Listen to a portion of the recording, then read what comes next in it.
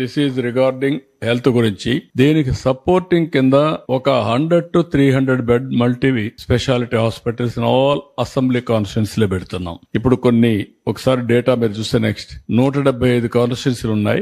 70 constituency లో multi speciality hospitals ఉన్నాయి. 100 beds కంటే ఎక్కువ ఉండేటివి. 105లో మల్టీ స్పెషాలిటీ హాస్పిటల్స్ లేవు. కాబట్టి 105 ప్రాధాన్యత క్రమంలో పెట్టుకొని అన్ని నియోజకవర్గాల్లో ఒక multi super speciality hospital minimum 100 beds maximum viability బట్టి ఇంకా పెంచుకుంటారు. నెక్స్ట్ ఇక్కడ మీరు చూస్తే 100 to 300 beds multi speciality and super speciality hospitals in all assembly segments under PPP mode. ఇక్కడ వచ్చినప్పుడు advanced and higher level of health care provide చేయడానికి తీసుకొస్తున్న రూరల్ ఏరియాలో, రిమోట్ ఏరియాలో. ఇంకొక పక్కన ఎక్కడికో రావాలంటే మళ్ళీ జిల్లా హెడ్ క్వార్టర్స్ కి వచ్చి లేనిపోని సమయం లేకుంటే ఎక్కువ డబ్బులు ఖర్చు పెట్టుకునే పరిస్థితి వస్తుంది. దీనికోసం హెల్త్ ని అందుబాటులో తేవడం కోసం ఆరోగ్య సేవల్ని వారికి అందుబాటులో పెట్టడానికి ప్రతి ఒక్క నియోజకవర్గంలో ఈ కార్యక్రమం చేస్తాం. ఇక్కడ బ్యాక్వర్డ్నెస్ అండ్ రిమోట్ ఏరియా ఈ రెండు ఏరియా పెట్టుకొని అక్కడ పరిస్థితులను పెట్టుకొని వాళ్ళకి ఇన్సెంటివ్స్ ఇస్తాం. ఫెసిలిటీ ఇప్పించడం మా బాధ్యత.